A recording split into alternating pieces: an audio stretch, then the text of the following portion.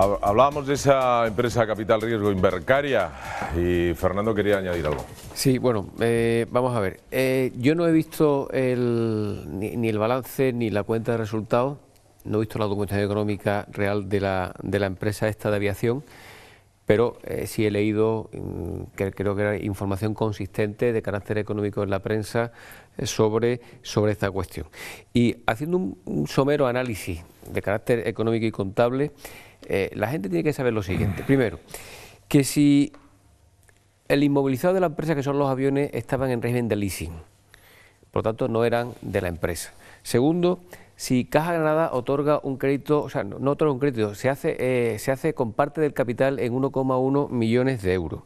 Si había una subvención a fondo perdido de 400.000 euros y si además se concede un crédito participativo, que lo normal en este tipo de empresas, cuando la cosa va mal, el crédito participativo se convierte precisamente en participaciones, en acciones, y esta empresa entró en concurso, significa que la pregunta que hay que hacerse es, primero, ¿cuál era el capital que depositaron los socios privados? Que yo lo desconozco y me da la sensación de que es que no hubo ninguna aportación. Y si hubo una aportación, posiblemente, no lo sé, pero posiblemente pudo ser camuflada. Y segundo lugar, ¿qué pinta en el fondo una compañía que es pública? Porque si vemos la estructura de capital de la empresa, es una empresa de aviación y tenemos el caso último de Spanair, que al final era un consorcio prácticamente público, en donde hay una deuda de 500 millones de euros, cuando los propios aviones no eran ni de la compañía, y en este caso tampoco eran.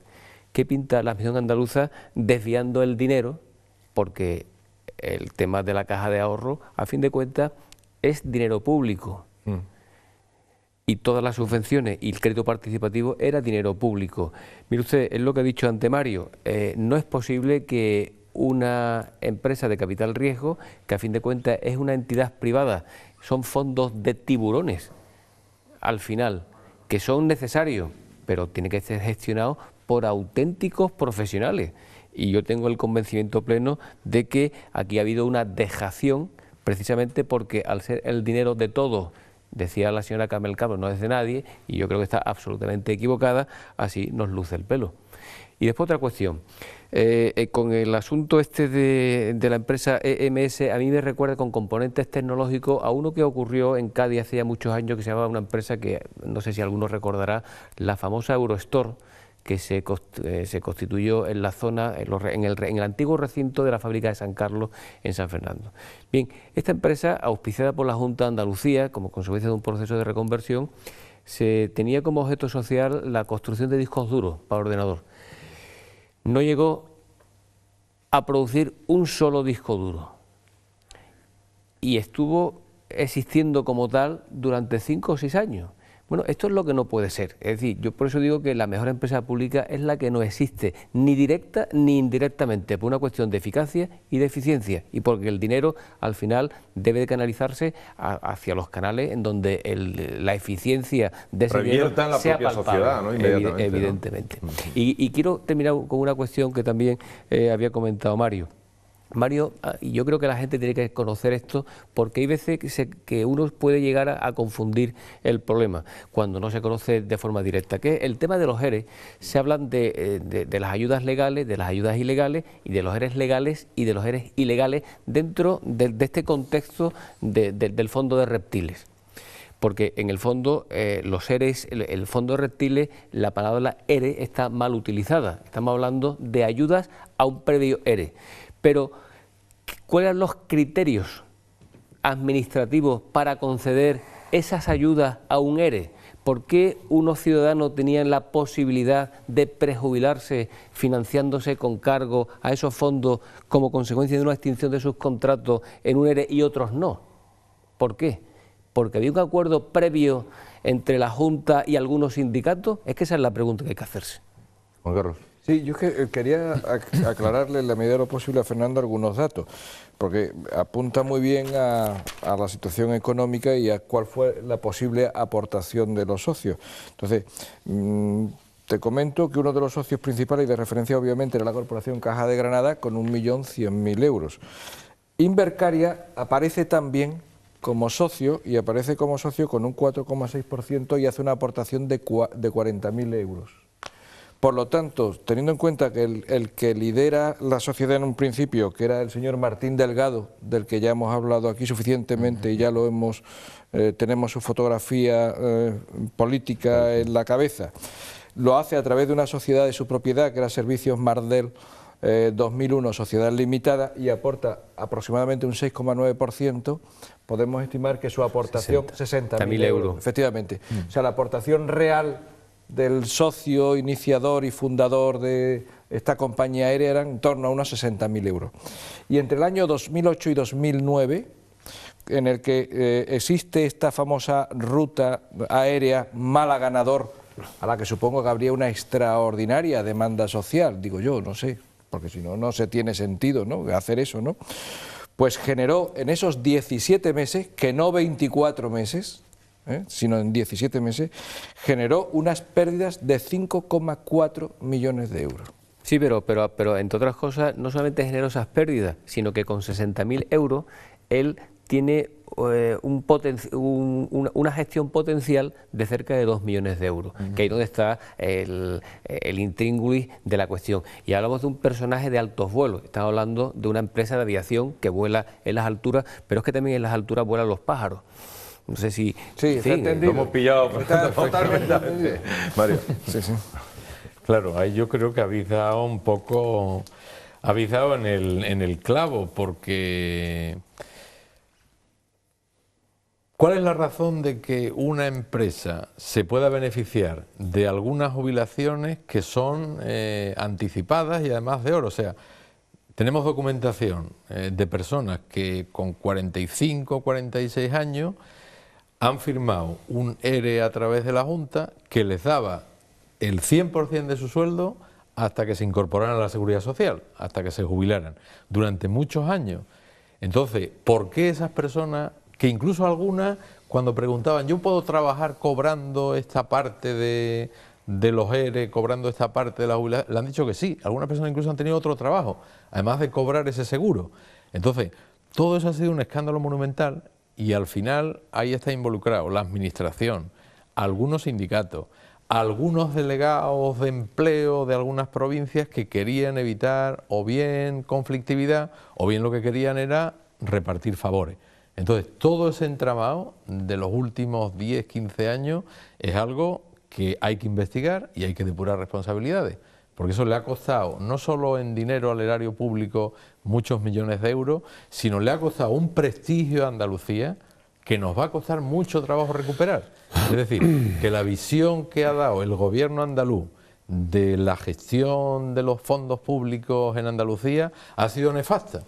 La visión que tienen inversores internacionales, compatriotas nuestros de otras provincias, sobre cómo se ha gestionado aquí el dinero, que es dinero de impuestos de los andaluces y también de los españoles, eso es para nosotros es una piedra encima que nos han puesto estos socialistas que han creado un régimen de prebenda y un régimen del que tenemos que salir, porque es la única forma de demostrar que en Andalucía también sabemos hacer las cosas bien y sabemos hacer las cosas por derecho y no tenemos que andar trapicheando y trampeando como han hecho esta gente durante más de 30 años de un régimen que al final está cuarteándose por todos lados, que ya no lo podemos aguantar, que ya hay que cambiarlo porque ya esto no puede ser, ya no se puede seguir así, Agustín.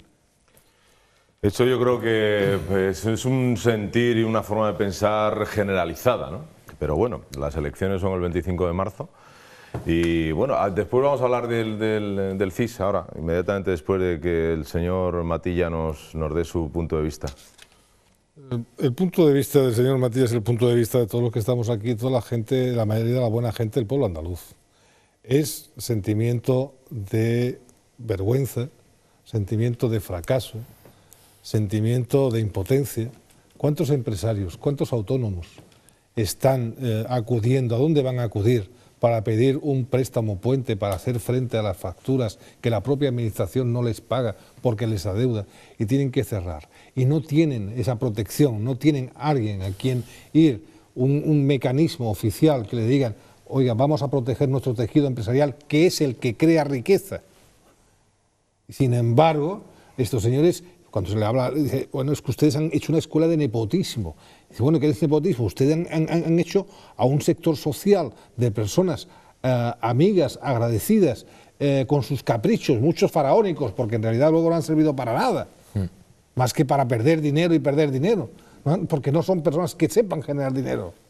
Y lo han hecho en esa, solamente por ese capricho de instalación política, de afinidad familiar, olvidando toda la obligación que tienen y los compromisos que tienen con el pueblo andaluz. Y a mí me decía hoy una persona que es pensionista, pero pensionista de la paga no contributiva, de lo más humilde, y me decía, me han subido la comisión del banco, antes eran por mantenimiento de la cartilla de 1,50 a 2,50, pero es que eso es lo que me duele, le han subido el 100%, y de esta gente, ¿quién se acuerda? Y estos son los que defienden al pueblo. Hombre, es que, dices, resumen, que hable, pues ¿qué te voy a decir? Mira, lo que nos has contado, Alberto. Es que quería señalar, porque nos hemos centrado mucho con el tema de la línea aérea andaluz, pero de la otra, de nombre impronunciable que fabricaba componente electrónico en Mancha Real, decir solamente dos cosas. Aparte de que se había incorporado también ahí el fondo de reptiles famoso de los ERES y que también había hecho su aportación, en fecha 23 de julio del 2008 recibió una ayuda de 450.000 euros y a los 7 días recibió otra ayuda de 730.000 euros. ¿Por qué reciben 7 días estas dos ayudas tan importantes? Porque así se evita llegar a una cifra global que obligaba a ir al Consejo de Gobierno la aprobación de esa subvención, de esa ayuda. Punto 1. ¿Por qué a Invercaria se la excluye el 8 de mayo del 2007, mediante un acuerdo del Consejo de Gobierno, se la excluye de todo tipo de auditoría por parte de la Intervención General de la Junta? ¿Por qué? ¿Qué tiene que esconder o que ocultar Invercaria? ¿Qué tiene que esconder o que ocultar estas subvenciones? Y se evitan estos controles, estas informaciones y por tanto estas aprobaciones regladas. Es decir, ¿qué pasaba con Invercaria? Ya hemos visto que desde el punto de vista puramente económico y de desarrollo empresarial era como mínimo un fracaso y posiblemente de una incompetencia supina. De todos modos, el señor Guerrero hace declaraciones y habla de esos consejillos que pasaba sin ningún problema, cualquier tipo de... Sí, pero ese es el ERE. Ahora estamos hablando de subvenciones directas al desarrollo empresarial de una serie de empresas. Ese es el ERE. Que, por cierto, del ERE, tanto igual como de lo de Invercaria, el señor Griñán no quiere saber nada. De hecho, al señor Griñán se le preguntó, el viernes creo que fue, se le preguntó directamente por el escándalo Invercaria, que fue cuando surgió, no quiso saber nada. Remitió una nota absolutamente meliflua que se había publicado. Pero es que al día siguiente, creo recordar, en ABC salía una encuesta, sobre todo el tema este del fraude de los ERES y todas estas cosas, y ¿sabes qué dicen los encuestados? Que el 52% consideran que Griñán era un perfecto conocedor del fraude de los ERES. Y piensan, inevitablemente, que lo que tiene que hacer el señor Griñán es dimitir. ¿Sabes lo que me sorprende a mí? Que hay un 48 que no lo cree. Que no lo crea. Vamos a por una llamadita que teníamos ahí al teléfono. Hola, buenas tardes. Yo solo quería llamar para hacer una pregunta. Cuando hablan del bienestar social, ¿a qué se refieren? ¿Al caos que hay en los hospitales? ¿A la mala educación en la enseñanza? ¿A Cáritas colapsada de gente pidiendo comida? ¿A las familias que todos estamos implicados porque tenemos que ayudarle a algún familiar parado? ¿A qué se refieren? Porque no se ponen rojos cuando hablan de bienestar social.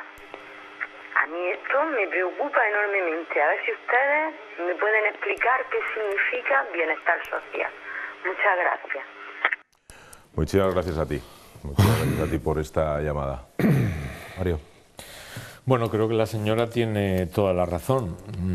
Estamos en un estado de malestar social. Pero yo creo que es malestar social fundamentalmente por el paro. El paro masivo que hay en Andalucía es la causa del malestar. Es decir, el malestar, yo creo que hay hospitales que funcionan bien, hay servicios de urgencia que pueden estar en algunos momentos colapsados, pero que en general la sanidad andaluza funciona de una forma razonable. Tenemos atrasos en operaciones, tenemos problemas, pero yo creo que realmente el malestar social más importante está en el paro masivo y en algo que decía Alberto anteriormente, que hay muchos proveedores de la Junta que no acaban de cobrar y por tanto tienen que cerrar o tienen que despedir a personas, y todo eso está creando una especie de círculo vicioso en el cual la administración no paga, no responde, el pequeño autónomo, el pequeño empresario tampoco puede a su vez conseguir que el banco le dé facilidades o le haga créditos puentes, y al final todo termina destruyendo empleo, que es, digamos, la peor consecuencia que puede tener una crisis económica. Porque en una crisis económica tenemos que ajustarnos el cinturón. Yo soy funcionario, me han reducido el sueldo, este año también sufriré una rebaja porque tendré que pagar más impuestos, pero lo asimilo porque a fin de cuentas es contribuir un poquitín. El que tiene un sueldo y el que cobra tiene que contribuir, tiene que ser solidario con el que no puede, y hay que ayudar al que esté parado, que reciba una prestación, y eso está muy bien. Pero si seguimos manteniendo estos niveles de desempleo tan altos, no va a poder haber ni buena sanidad, ni buena educación, ni buenos servicios sociales. Luego es crítico conseguir que el desempleo mejore. Y para eso hay algo que la Junta de Andalucía puede hacer. Si no lo hace Griñán, lo tendrá que hacer Javier Arenas. Y es que ahora el Gobierno de España ha creado un fondo especial para que las comunidades autónomas, un fondo finalista además, de esto además yo creo que Fernando está también bien informado, un fondo finalista que es un crédito que se le da a las comunidades, pero para que paguen las cosas que tienen pendientes, las facturas pendientes. Entonces el Estado pone dinero, presta dinero a la comunidad, pero para que la comunidad lo invierta exclusivamente en pagar las obligaciones. Esto es algo que ya tenía que estar trabajando el señor Griñán en estudiar cuáles son las deudas que tiene que pagar y solicitar inmediatamente este préstamo del FRO para que los proveedores de la Junta puedan cobrar, que se haga un calendario de pagos, porque eso significará que contenemos la sangría de desempleo y que algún empresario incluso pueda aumentar, pueda contratar a alguien porque vea que realmente sus facturas se pagan y tiene un crédito en el banco para reactive su... Exacto, circula, hay circulante, y entonces circula, y la mejor circulación es que al final podamos crear empleo. Nos quedan 5 minutitos, me gustaría hablar del CIS. Yo muy rápido, pero favor, tres Fernando, cuestiones. sí. Decía la señora que no se pone en rojo. Decía ZP que él era rojo vermellón, y por lo tanto el que es rojo no se puede poner rojo porque es una cuestión genética, ya está en rojo, ¿no? Entonces, primera cuestión. Segunda, lo que decía Mario, el tema es un crédito ICO de un importe de 15.000 millones de euros, pero desgraciadamente el plan es famoso, eran 16.000 millones, que se pudo haber utilizado precisamente y no haberlo tirado.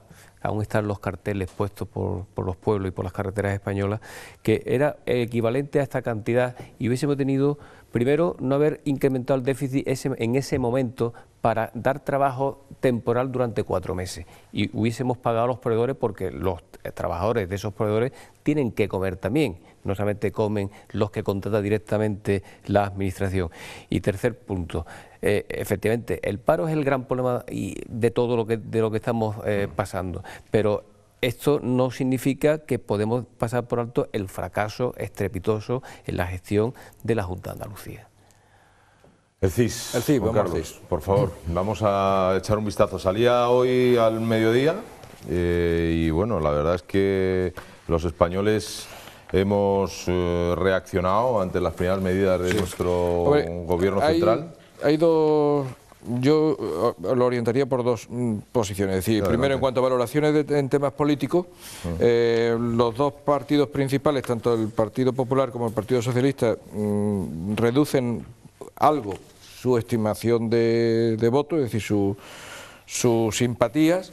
Suben los partidos minoritarios, lo cual es razonable, y bueno, es de destacar que la pequeña bajada que tiene el Partido Popular en estimación de votos todavía le posiciona con una ventaja de 14,7 puntos sobre el PSOE. Esto además teniendo en cuenta que es una encuesta hecha en los momentos en los que ya se habían publicado las famosas primeras medidas de Rajoy, que fueron tan cuestionadas, ¿no? Sí. Y después, y sobre todo, y particularmente, que la principal preocupación de los españoles, además extraordinariamente destacado, es el paro. Eso es, que es lo que estaba señalando también antes Fernando y que hemos estado señalando en distintos momentos del programa y siempre, el paro. Esa es la gran preocupación de los españoles.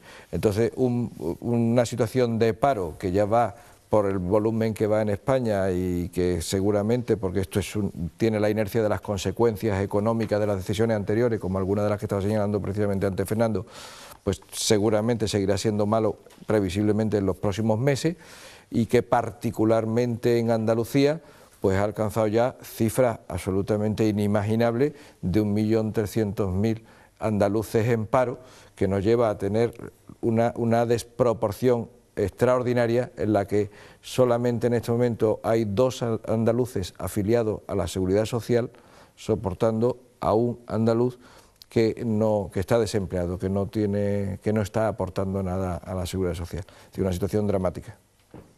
Alberto. Bueno, yo voy a aportar sobre la publicación de la encuesta del CIS 2 cositas nada más. En primer lugar, se da cuenta que no hay apenas, no se ha tocado, es decir, no hay cambios, el pueblo español está preparado, sabe que vienen sacrificios y sabe que está dispuesto a realizarlos. Lo que sí quiere es que se le gestione bien, lo que sí quiere que sí estén equitativos esos sacrificios a los que tenemos que llegar. Pero si yo creo que no somos muy exigentes, lo que queremos es que no nos mientan. Claro, exactamente, ni que nos engañen ni que nos roben, ni que nos roben y que soportemos equitativamente. Es una forma de mentira, el robar es una forma de mentira. Bueno, es una forma de mentira. Y de luego que no haya esa fracción, ¿no? Que la crisis no sirva para que unos pocos hagan negocio y que otros se empobrezcan mucho más. Esto es fundamental. Y también, si me vas a perdonar, a mí me voy a... Si sé breve, por favor, porque nos quedan 2 minutos y quisiera escuchar a Mario. Me llama mucho la atención el tema del interés que tienen, o sea, lo que preocupan las drogas en esta intención del SIS. Pero, sin embargo, las drogas no pueden ir separadas del tema de la sanidad, del tema de los problemas de índole social, ni de las relaciones con la juventud y la educación. Es decir, yo creo que cuando hablamos de drogas no podemos separarlas de todos esos conceptos porque todos ellos inciden en el mismo. Por tanto, la droga sí es verdad, es algo que está repuntando, precisamente porque el nivel de frustración y la calidad de vida de los españoles está bajando. Mario. Bien, a mí me han interesado los aspectos sociológicos de la encuesta. Por ejemplo, una de las preguntas, le preguntan al encuestado la frase con la que está más de acuerdo y más del 50% dice que hay que sacrificarse en el presente pensando en el futuro. Luego hemos comprendido todos que la situación es difícil, que si nos dicen la verdad estamos dispuestos a sacrificarnos. Y luego, al final, lo más importante en la vida sigue siendo algo muy clásico.